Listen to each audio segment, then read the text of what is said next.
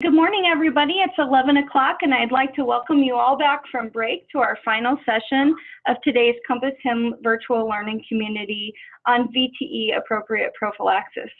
We are very pleased to have Dr. Kaatz join us today, who is a clinical professor of medicine at Wayne State University and a hospitalist at Henry Ford Hospital in Detroit, where he serves as the medical director for professional development and research in the Division of Hospital Medicine. He attended med school at Michigan State University and completed his residency in internal medicine at Henry Ford Hospital. Later in his career, he earned his master's degree in evidence-based healthcare from Oxford University, and he was medical director of the anticoagulation clinics for Henry Ford Health System in Detroit for 15 years. Dr. Kaatz is a fellow of the American College of Physicians and a senior fellow of the Society of Hospital Medicine. He is the president of the Anticoagulation Forum and past president of the Hemostasis Societies of North America and the Michigan chapter of the Society of Hospital Medicine. He also has served on the Medical Scientific Advisory Board of the National Blood Clot Alliance and National Certification Board of Anticoagulation Providers. Dr. Kaatz has participated in many research studies with an emphasis on anticoagulation, atrial fibrillation, periprocedural anticoagulation, and VTE prevention, diagnosis, and treatment.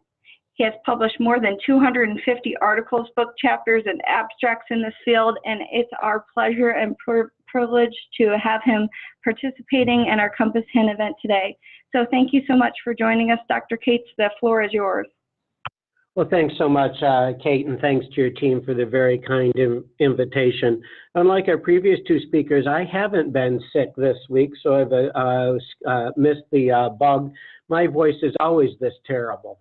So I'm going to do some, probably get a little bit controversial here on purpose and push the audience a bit. So get ready to type in questions and say, what the heck is he talking about? And I've purposefully left some time to answer these questions. So let's go back to the first slide for a moment, please. So what I'm doing is this is a program that was developed by my co-authors that I'll show you in a moment. It was an unrestricted educational grant from Portola Pharmaceuticals. We did this in collaboration with the Anticoagulation Forum and the Society of Hospital Medicine. Next slide, please. And here, Paul Grant and Steve Deidelsweig helped develop these slides, and I want to give them credit as well. Next slide, please. And just for full disclosure, and I think you have slides and you have some information in your materials, but I have done consulting for all of the manufacturers of the new direct oral anticoagulants. And as Kate mentioned, I sit on several national boards, and I've had research funding recently to my institution from Janssen Pharmaceuticals. So we're going to talk about four broad aspects for the next hour: the prevalence, policies, and penalties. And we're going to look about risk stratification, prophylaxis options, and post-hospital discharge prophylaxis.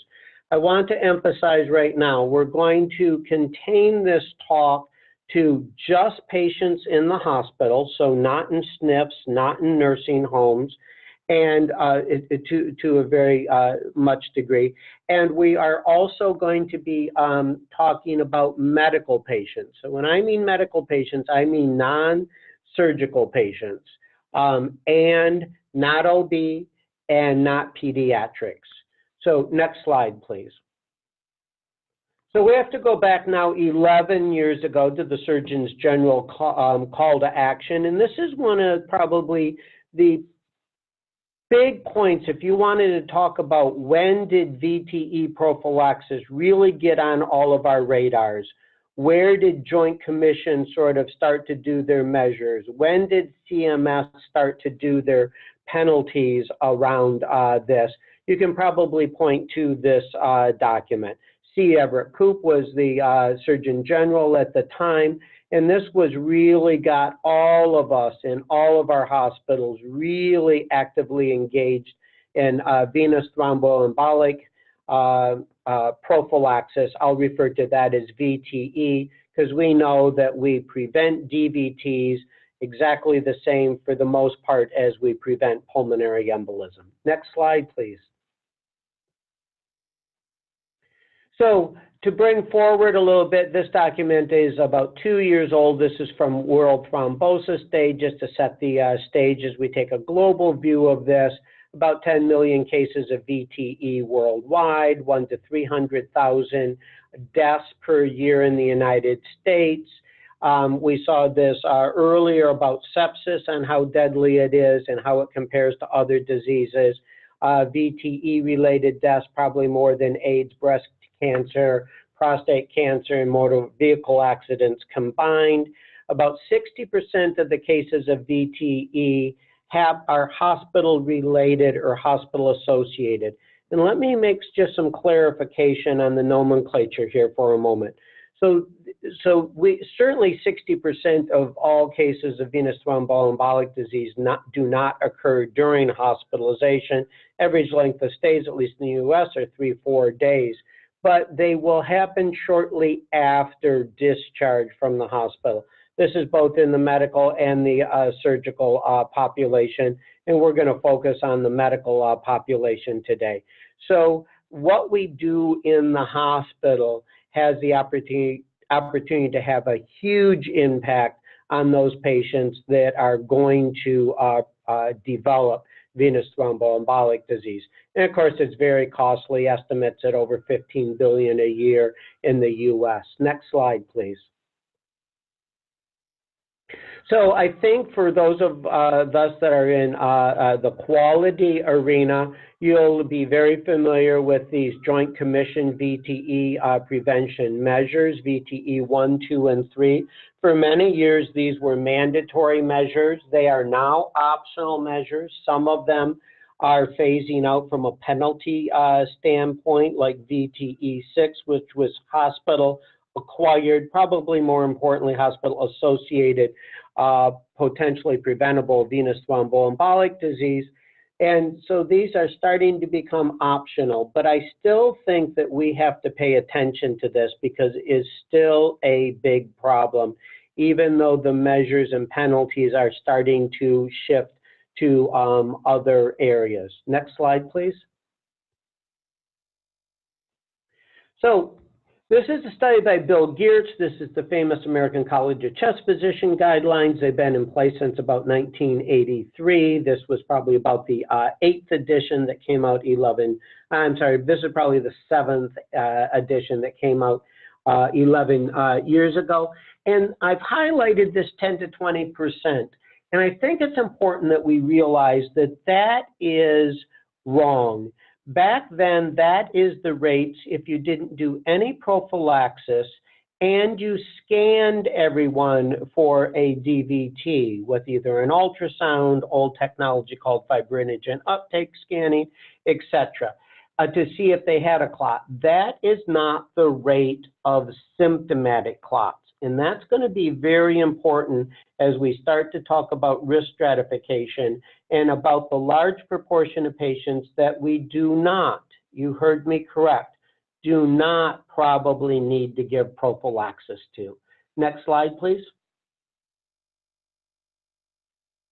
Here is some older data from over a decade ago. At the same time, the Surgeon General call to action was coming out, suggesting that 60 or less than half of patients were receiving prophylaxis in the hospital. And this, I want to bring to your attention, was for the appropriate patients, so the higher risk patients. Next slide, please. And then Susan Kahn, who is a world authority and one of the preeminent researchers in this field, led a systematic review with the Cochrane database. If you don't know much about meta-analysis and systematic review, you can get no more rigorous with a systematic review than doing it in the Cochrane format, and really looked at 3 issues: thromboprophylaxis, just any, what are things that can do to increase thromboprophylaxis. And that is what a lot of us have done for the last decade. And I'm going to challenge you this morning that that is probably not the correct way to think about improving VTE prevention. Appropriate thromboprophylaxis, give it to the high-risk patients. Don't poke or squeeze your low-risk patients. And then, of course, the ultimate goal is to decrease the number of clots without causing harm from bleeding in these patients. So the team that she led did this review. Next slide. And all of the multifaceted components in all the studies that they reviewed, they really found only one. So this is why we're skating on a fairly thin ice, although this makes sense, but from an evidentiary standpoint, there's not a lot of evidence on things that could be used to decrease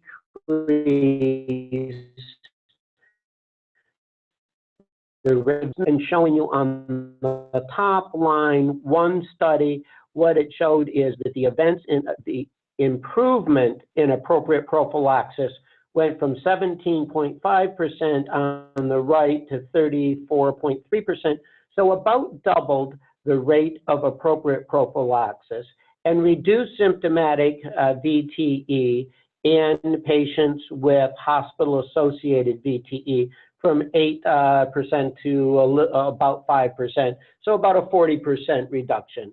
So roughly doubled the rate of prophylaxis, about half the rate of symptomatic VTE in this study. Next slide, please. Now, how do we get there? So they found in the Cochrane review that probably electronic alerts through the EMRs were the best way to do this. Had, more importantly, maybe not the best way, but had the most robust science behind to support the findings. Mike Streif out of Hopkins did this over the course of years with a quality improvement project and led his team. At baseline, you can see both surgical and medical. We'll concentrate on the white bars on the medical, that only about a quarter of the patients were getting appropriate prophylaxis. Then they did some paper order sets.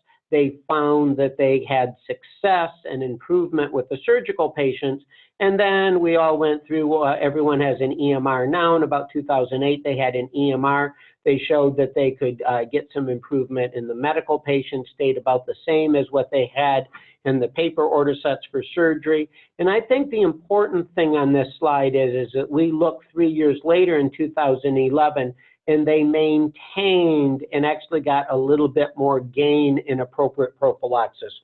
We know from implementation science that many times we all get excited, we do a quality improvement project, we have lots of fanfare and excitement, we're able to get those gains and improvements, but then we sort of take our foot off the gas a little bit and we lose that momentum in those gains. Here, at least using the model at Hopkins, they were able to maintain those gains over 3 years.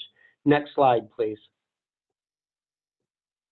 So the take-home points on this section are hospital-associated VTE is still a major health concern. All patients should have risk stratification, and computer alerts have shown promise in driving appropriate prophylaxis with then the intended effect of decreasing symptomatic venous thromboembolic disease. Next slide, please.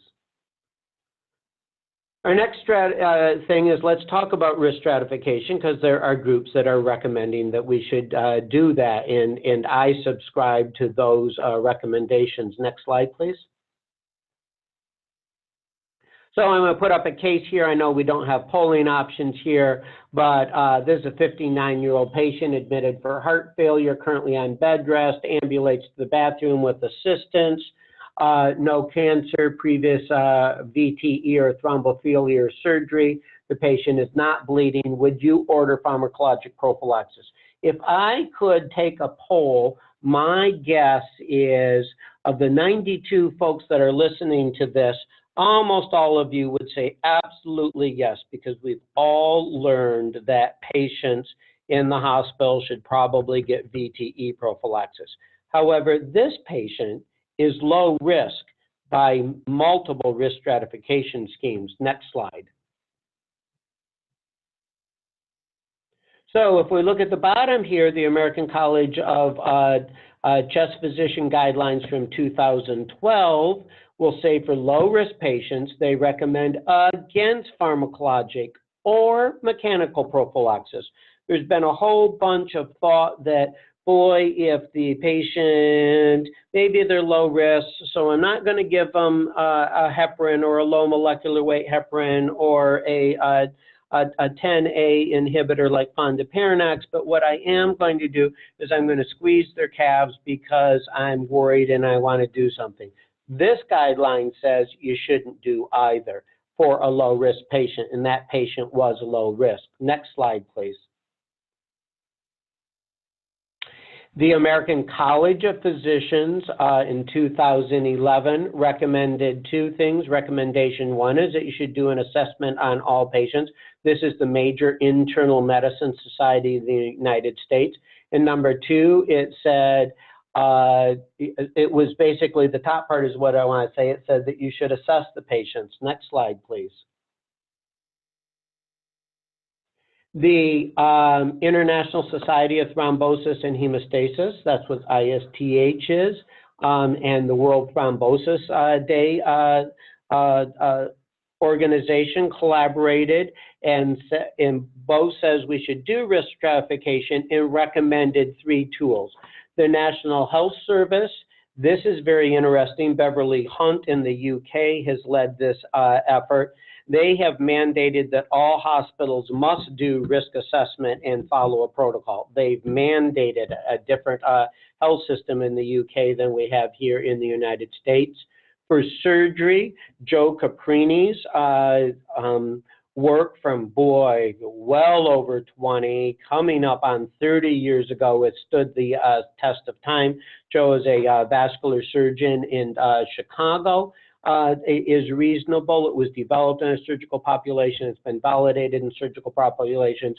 And the improved score is one of many, some of this led by Vic Tapson, Gary Raskow, and Alex Garopoulos for the hospital medical patients. Of note, I don't have a slide, but what Joint Commission did last year is that they said, particularly for the hospital-associated VTE 6 measure, is that they said, if you document that a patient is low risk with a validated risk assessment tool, and the patient develops a VTE, that is not counted against you.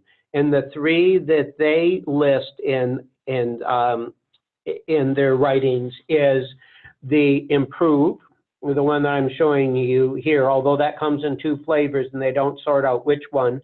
Padua, coming out by a study from Barber and recommended in the chest guidelines from 5 years ago. Or the Caprini. Mostly Caprini should probably be used for surgical patients. Next slide, please. I'm just showing you that you can find calculators online. This is just an example. I'm not wedded to one risk calculator, although I'm going to show you in a minute how we decided to use the improved 4-factor on the left on this slide. Next slide, please. So let's talk a bit about, and I'm not going to try to get too methodologic geeky for a moment, but let me just update everyone on how we do risk assessment models, or sometimes referred to as RAMs. So the first thing that we do is that we want to find out what are the risks for VTE. Now, many of us know that it's immobility and being sick and having heart failure and pneumonia and swollen legs and et cetera, and lots of things. Long plane rides, although not applicable for the hospitalized patient, et cetera. So what you do is you throw all of those risk factors that you know about into the hopper, and you see which ones your patients that developed clots had more than the patients that didn't have clots. That's what we call a derivation step. That's on the very bottom level, evidence number 4. That sort of tells us what are potential risk factors. Then what you do is you take the ones that were significant and you look at a new population to see how good that you could predict clots. That's step 3, or level of evidence 3. That's called a narrow validation. Then you try to do this broadly across a bunch of hospitals and see if this works. And the ideal thing is where we get the level of evidence number 1, the top evidence. If you actually took this and used a risk model, applied it to your patients, and then saw if it made a difference on that you could increase both prophylaxis and, more importantly, could you decrease VTE. Next slide.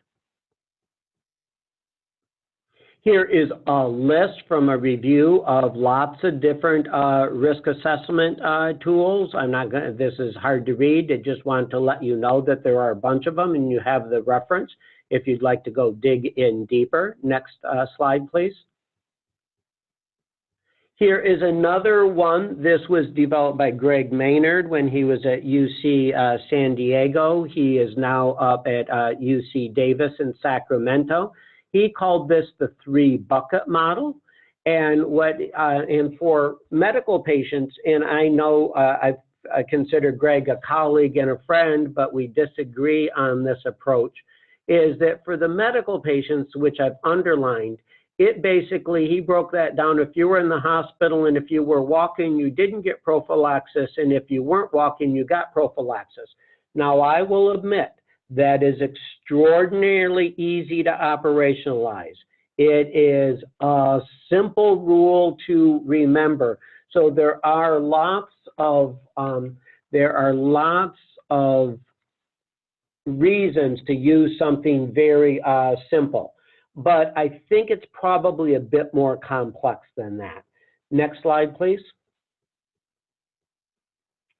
So what a group of us did in the state of Michigan is we have an ongoing collaborative of 47 hospitals at the time of this work and this data led by Todd Green. And we looked at excuse me, 4 of the most popular risk assessment models that were out there in the literature. And we applied this to 66,000 patients that had data that was all hand abstracted throughout these hospitals. And we tried to answer a couple of questions. How did they perform on our population of medical patients not in the intensive care unit at 47 hospitals in the state of Michigan?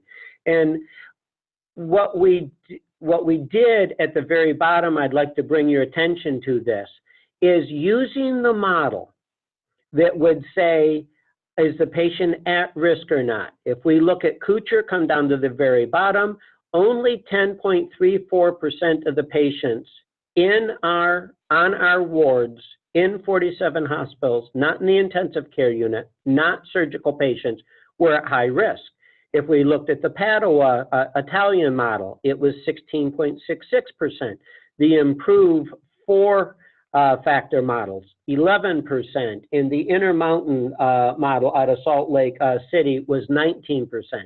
The take-home point maybe from this talk is that the majority of your patients are not at risk for VTE and probably don't, or are at least at low risk. I shouldn't say not at risk, but at low risk.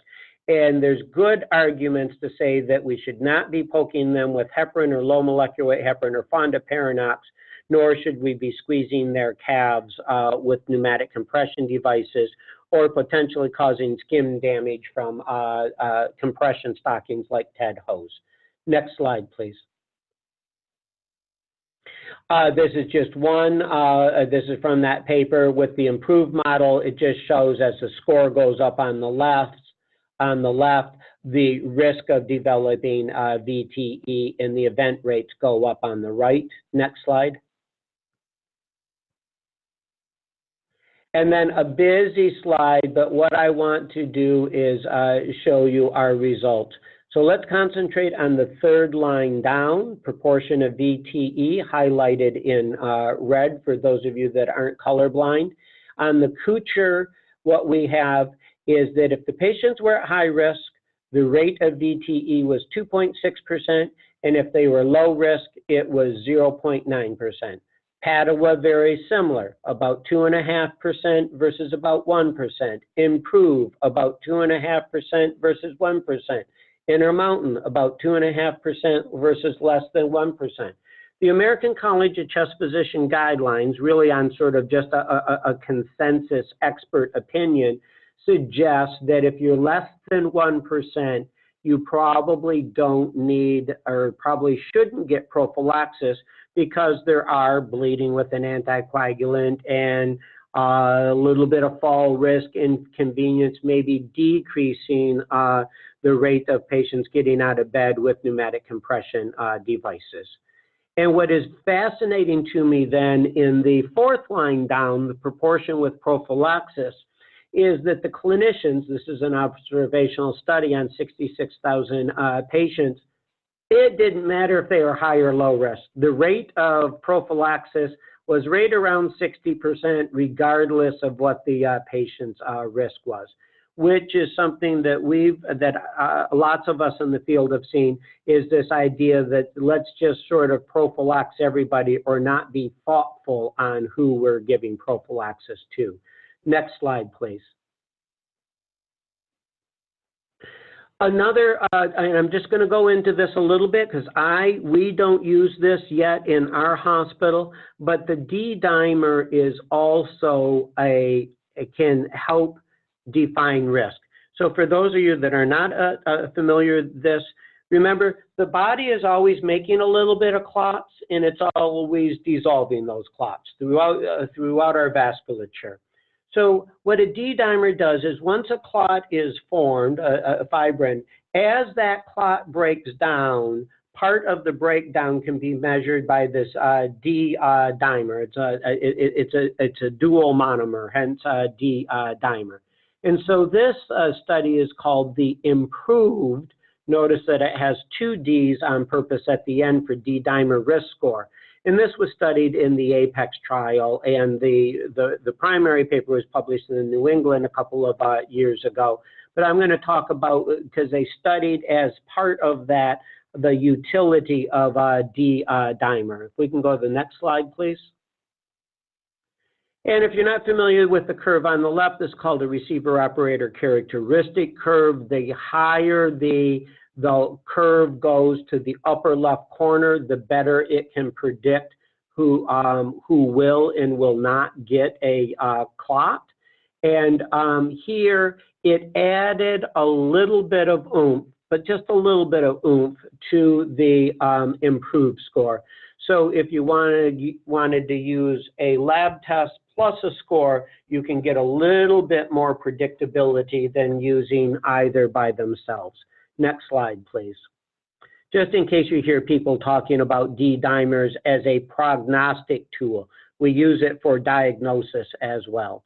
So take-home points from this section is multiple guidelines have recommended patients should have VTE risk assessment. And one caveat that is not into this slide, and I apologize for not having it updated, but just recently, within the last couple of months, the American Society of Hematology released their newest guidelines in this area, and they do not suggest using risk assessment, even though we have at least, I've shown you 3 other major groups that are recommending that. And I just reviewed a paper, and I have to keep this confidential, on another major organization in the field that is also likely going to recommend risk stratification. So I'm not, although I disagree with the American Society of Hematology, their caveat is maybe the evidence isn't strong enough right now but they are a little different than other organizations and their current recommendations. Immobility, and that is baked into many of the risk models. We decided at my institution to use a risk model that doesn't have immobility. Sorry, can we go back 3-4 slides and let me make, I forgot to make that point. Back again, back again, back again, back again, this one. Forward one. Perfect. Thank you very much, Kate. So 2 reasons. Most of the improved 4 does not have immobility, and we have found it hard to do that. The science says that the patient should be immobile for 2 or 3 days. I'm a hospitalist. I'm not very good at predicting at admission who's going to still be immobile in a couple of days. Now, my septic patient, my 103-year-old, my patient with paralysis, yeah, I can get that. But for the vast majority of the patients that I see, I'm not quite sure at the time of admission how sick they're going to be and how much they're going to be up and moving around in a couple of days. So we have found that extraordinarily hard to operationalize. So that's one reason that we picked the improved, because it didn't have immobility in it. The other thing is if I had to ask the clinicians to go through 8 points in Kuchar, 11 points in Padua, or 4 points in improve, I got a resounding response from the clinicians. I'd like to only have to check 4 boxes during the admission instead of 11 or 8. So a couple of practical reasons why we have rolled out improve at the 5 hospitals in my health system. Let's go back forward now, Kate, to those slides I veered from.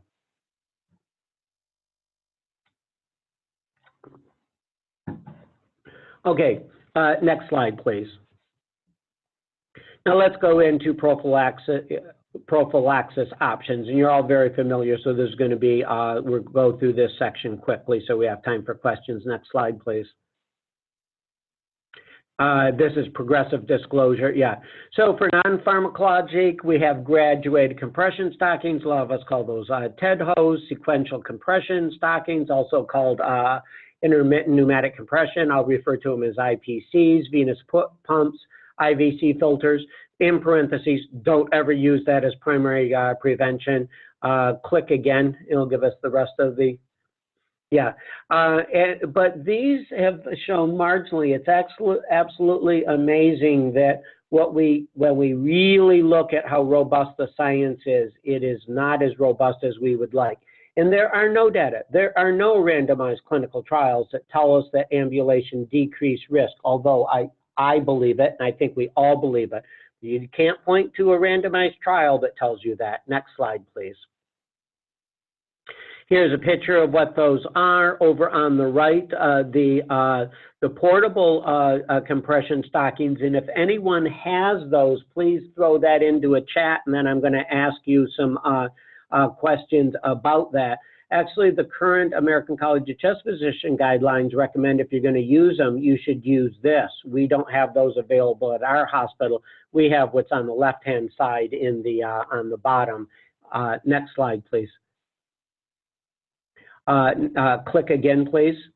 So the Clots trial. So if we're looking at the use of pneumatic compression devices, this is the best trial. It's in 2,800 patients with stroke and hemiparesis. Click again, please. And the pneumatic compression devices, the IPCs, the rate of proximal DVT, all these were also ultrasounded. So these are not clinical clots. These are either clinical clots, symptomatic DVT or pulmonary embolism, or what was found on scanning with an ultrasound, something that we don't do clinically. The rates were 8.5% with pneumatic compression and 12.1% without.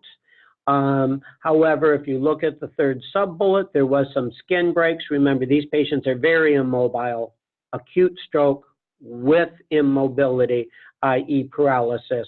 and it doubled the rate of skin breaks. Next slide, please. And this is practically one of the areas where I use pneumatic compression devices, particularly if these strokes are big and we're a little worried in the first couple of days about hemorrhagic transformation, and we're worried about using an anticoagulant prophylaxis. They're and click one more time. So the non-pharmacologic strategies are for patients that can't be on an anticoagulation, like they're bleeding. And the use of combination pharmacologic option for very high risk in the ICU. And that probably was a really good idea until last week's New England, where it showed a large randomized trial outside of the US that it didn't help by adding pneumatic compression devices to pharmacologic prophylaxis, although many of us have done that, including me, for a long period of time. We have a very recent, 8-9 days ago, trial showing that might not be true. The drawbacks for mechanical, particularly pneumatic compression devices, is they're not as well studied. And I'll tell you the very bottom point is I rarely see that these are applied correctly. Next slide, please. And don't use them in low-risk patients. Next slide, please. Next click, please. Yeah. So what we have for pharmacologic strategies, I think you're familiar with these. Fondaparinux isn't used very much, and I don't think we're going to see much betrixaban, the fifth of the direct oral anticoagulants. The company isn't promoting it very well. It was only approved in the US, no place else in the world, and lots of clinicians are not pushing hard to get this in our formularies. If you have questions about that, throw it in the chat box, and I can tell, but I'm going to skip over that because there isn't a lot of practical uptake, and nor do I predict that there's going to be much uptake in the future. The new anticoagulants have not been studied for the medical patients. Have been studied in orthopedic surgery, but not in the medical patients, so they are not indicated. Next slide, please. Unfractionated heparin, I'm going to skip the pharmacology here. It's inexpensive, it's completely reversible, but it obviously can cause bleeding because it's heparin, but it also it is a much higher risk for heparin-induced thrombocytopenia than low molecular weight heparins are. And of course, you have to do it in multiple doses. And here are the usual doses. Next slide, please. The low molecular weight heparins, and I'll just you can read this, and I'll just tell you pragmatically what we've done at my hospital. Is now about 1.5 years ago, we moved over, and our workhorse is now a low molecular weight heparin. We happen to use enoxaparin. I'm not promoting enoxaparin over the other two low molecular weight heparins available in the United States. In Canada, it's primarily dalteparin. But once enoxaparin went generic and then the price came down, for us, very roughly, it's about $4 for drug acquisition cost for enoxaparin once a day. It's about $3 for TID heparin and about $2 for BID heparin. We've made the conscious decision for $1 or $2 more per patient per day for all our medical admissions. Is that makes sense because you save some on nursing time, 1 shot versus 2 or 3 shots a day, and certainly from a patient satisfier, 1 shot versus 2 or 3 shots a day. And I'm going to show you a little bit of data that suggests that the low molecular heparins might be a little safer as well. Next slide, please. The seminal paper in pharmacologic prophylaxis in medical patients was led by Dr. Samama out of Paris, now 20 years ago, just over 1,000 patients. Another click, please. These were all ultrasounded, but the placebo patients, remember this is 20 years ago, so you could do a placebo trial back then. You can't do that now, but this is the study that told us that you shouldn't be doing placebo trials. Is placebo, the rates were 15%. Remember, those are ultrasound. Almost all of those are found by ultrasound. Those aren't symptomatic leg swelling, hot red swollen, or short of breath events. and it dropped to 5% with enoxaparin. And there wasn't any difference in major bleeding. There was in minor bleeding. Next slide, please. Now the question comes up, as I've already mentioned, what should we give? BID, heparin, TID, heparin, or low molecular weight heparin? A systematic review, 16 trials, 27,000 patients. Next slide, please. This forest plot just shows you that they all work. The low molecular weight heparins decrease DVTs, unfractionated heparin, BID, or TID. If the dot and the lines are on the left side, that's good. Next slide, please. Next slide. Outcome for pulmonary embolism, although they don't reach statistical significance, that's because the long, thin vertical line is crossing the horizontal lines are crossing the vertical line. But what we show is there's certainly a trend towards decreasing pulmonary embolism. Next slide, please. But major bleeding, now this is on the side of increased bleeding, but we see when we look at the results of 16 trials, there seems to be, it's not statistically significant, but maybe a little bit signal that low molecular weight heparins don't cause quite as much bleeding as the unfractionated heparin. Next slide, please. And then in this observational study led by Mike Rothberg in 333 hospitals with 32,000 patients, about half receiving low molecular weight heparin, half unfractionated heparin. The VTE rates, now these are all symptomatic, these are clinical, and this is what I want you to take away. The rate of VTE is probably about 0.5%, or about 1 out of every 200 medical admissions. And then I showed you how risk stratification schemes can move that to less than 1% or to about 2.5%. But it's around 0.5 to 1%. And they didn't see any differences in well, what they did see in this observational study is low molecular weight heparin was associated with fewer complications, i.e. that bleeding signal, again, that I just mentioned, and heparin-induced thrombocytopenia. Next slide, please. 2 clicks, please. Fondaparinux isn't used very much. It's much more expensive than low molecular weight heparin or unfractionated heparin, but there is a trial, the Artemis trial from many years ago, showing that it is effective. So it is very reasonable. And it is certainly what I use in a patient that has a history of heparin-induced thrombocytopenia. So we keep it on our formulary because it is not a heparin. Next slide, please. So take-home points here is that we should risk stratify patients. Low risk should not get prophylaxis. I use it in guidelines recommend probably only using mechanical prophylaxis if pharmacologic prophylaxis is contraindicated. Low molecular weight heparins may be a little preference. We're doing it mostly, we're doing it because the science says it may be better. We're doing it more importantly because we don't poke the patients as much. It's once versus 2 or 3 times a day, and it's also less burden for our floor nurses. Next slide, please. And we're going to skip over Betrixaban a little bit. So post-hospital discharge, I'm going to shorten this up quite a bit so we have time for questions. Next slide, please. 76-year-old hospitalized for heart failure, ready for discharge on day 5, a negative D-dimer. That was done in the emergency room. That's done commonly in my emergency room. Would you prescribe extended prophylaxis? So let me just set the stage for a moment.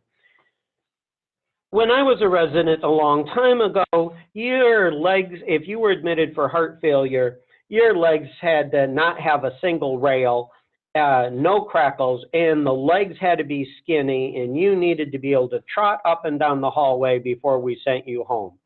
Now I admit patients with heart failure, and as soon as their O2 sat isn't horrible with a few steps out in the hallway, we're sending them home.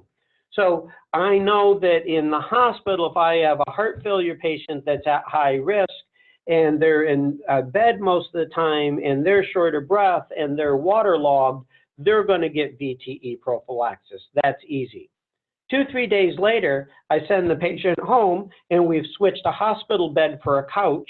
The legs aren't very skinny, and they're still short of breath, just not short of breath to need home oxygen, and they're still at risk. So pathophysiologically, it does not make sense that we prophylax the patients in the hospital and not at home. Also, our seminal papers that tell us that we should do VTE prophylaxis, the placebo-controlled trials, all of those patients got 6 to 10 days of prophylaxis, because way back then we kept the patients in the hospital a lot longer. So we actually don't have data that tells us what 2, 3, 4 days of pharmacologic prophylaxis does in the high-risk patients. Hence the reason to study this. Should we continue prophylaxis after patients are discharged? Also, most of hospital-associated VTE, the vast majority, happen after discharge. Next slide, please. So having set the stage, here is a study by Alex Spiropoulos that shows that that most clots happen after. You can see the line going up, the days are on the bottom. Certainly patients aren't staying in the hospital for 10, 20, 30 days. So the rate is there. And actually at 90 days, you hit 1%. But you're certainly not at 1% in the hospital. Next slide, please. So with that, we now have 1, 2, 3, 4, 5 trials that have tried to answer this. All of these trials looked at about 6 days.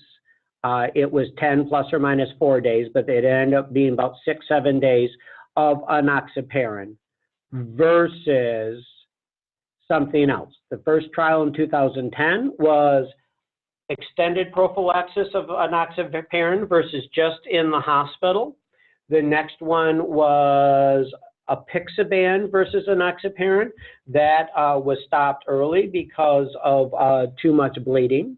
Magellan with rivaroxaban decreased clots but increased bleeding, and that was about a wash. The APEX trial with betrixaban, the newest of the approved direct oral anticoagulants, all of these, by the way, are New England Journal papers. What it did is it decreased clots, and it did not increase major bleeding. So it had a safety signal, unlike the others did. But it hasn't gotten a lot of traction and probably isn't going to go forward very much, and not approved in Europe. And then the Mariner trial, most recently, is a different spin on the Magellan trial up above the rivaroxaban trial. And that trial, they tried to get higher risk patients.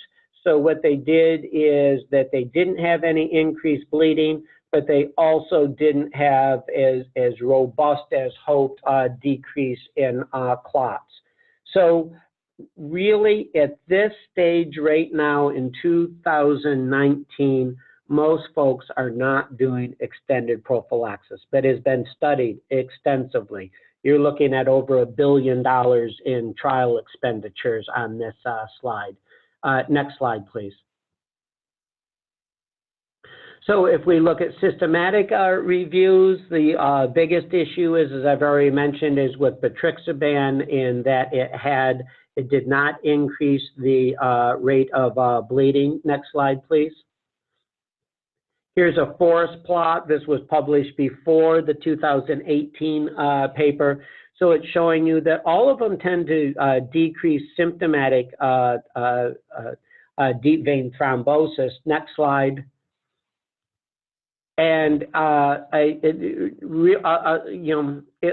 little bit of trend with pulmonary embolism. Remember, a lot less pulmonary embolism than we have DVTs in for outcomes. And next slide. But more bleeding, except for the APEX trial on the bottom, which was with the oral, which was with the betrixaban. Next slide, please. So take-home points. Most hospital-associated VTE occurs after discharge. 3, now I need to update this slide. 4 trials have shown in in about an even trade-off. Three, the amount of bleeding was about the same as the reduction in clots. One is there wasn't a bunch of reduction in clots or increase in bleeding, and one, some reduction in clots, although minimal, with no increased bleeding. And next slide, please. So I've tried to do prevalence of this, talk about risk stratification. My take-home point for you is to rethink in your hospitals. If you're giving prophylaxis to all medical patients, go back and rethink that policy. We did a review of some prophylaxis, and it looks like at least in March of 2019, hospital discharge prophylaxis is not something that a lot of folks are moving towards. And I'm going to stop there, and I have several questions, and I'm going to start addressing those questions, and please type in some more. So let me just read this question first.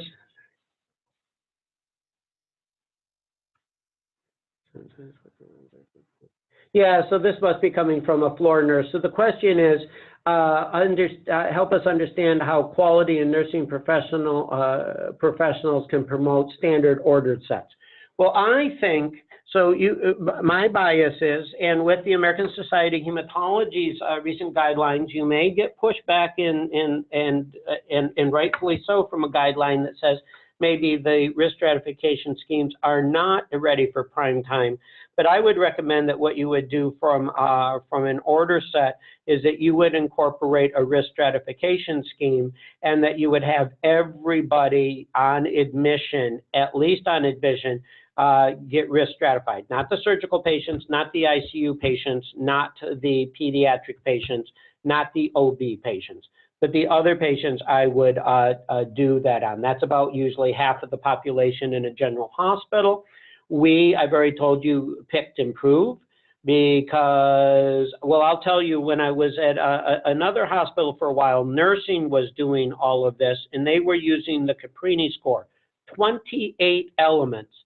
I suggested at that time that we moved to Padua 3, 4, or 5 years ago. That was the hot risk assessment tool, and the literature supported that one at the time. My nurses, I think I got lots of nice emails that said, I don't have to click 28 boxes. You've reduced it to 11. Let's do that. So that was easy. We took that a step forward with improve, if anything, from a pragmatic standpoint, and cut that down to 4 boxes to check. We actually have our providers, not our nurses, do that, but I think less boxes to check without a lot of improved predictability with the other risk assessment models seems to work for us. And then I agree, and then the other comment to this question was sometimes there's lots of workarounds, and I agree with that. I think what we really, as nurses, what you want to do is find tools so that you don't have to poke or squeeze the patients. The patients certainly don't like the pneumatic compression devices. They don't like getting subcutaneous injections in their abdomens. I think we should advocate for the patients and not do it if it's going to have minimal or very, very minimal effect on protecting them.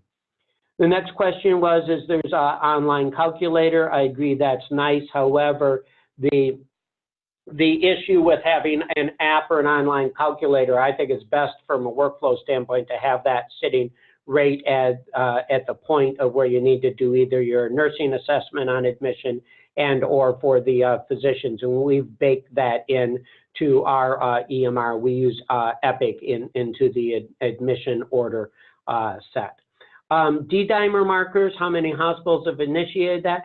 I don't think a lot, and I think this was really going to be the potential to do if we thought we were going to do post-hospital discharge, and that's where I would really see the utility. If you were thinking about doing that in select patients, a D-dimer might help sway you on where you do, but it doesn't help me very much. I don't order a blood test to decide who should get prophylaxis at admission. We do not have risks. How can the physician document this? So Nancy Ryan is asking, It's not baked into their electronic medical record system. So I do think that what you can have is that, so an app, a calculator, if you do it enough, you'll memorize the, if you do a four-factor improve, it's easy to memorize that after the 10th time that you've done that and do that calculation. Put it on your iPhone, put it in a table. It's available and up to date, however someone wants to do and refer to that. But what the Joint Commission now allows is if you put in your note, no VTE prophylaxis because the improved score was X, which is low risk. I know that's a lot of typing. That will work. And if the patient develops a clot, you won't get dinged, and certainly your quality department will be happy about that. You could use Padua in the 11 points, whatever. You could do that. If you want to do something, even if you don't incorporate all the points, if you could get your order sets to be able to have just a simple checkbox, and that's easy to do because it's no calculation, just a checkbox, low risk on this score or that score, that might be an easy first step. And again, Joint Commission is recognizing Compriti, Padua, and Improve.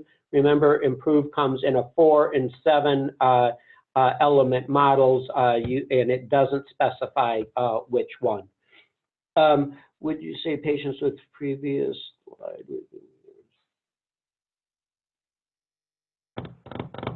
Yeah, so so this question is to the case that I gave of a patient that was sick and getting ready for discharge. That patient would be high risk on the IMPROVE score.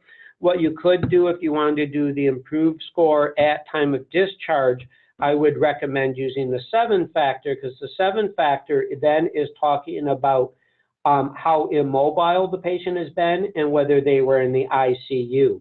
Now, I'm a hospitalist and not an intensivist, so when my patient's on admission, they're not in the ICU. But many of the patients that I discharge have been in the ICU, so I have that information at discharge. So you could do that plus minus adding a D-dimer onto that. However, I think the uptake from insurance companies on using, the only drug that I would use right now is Betrixaban, has not been very good.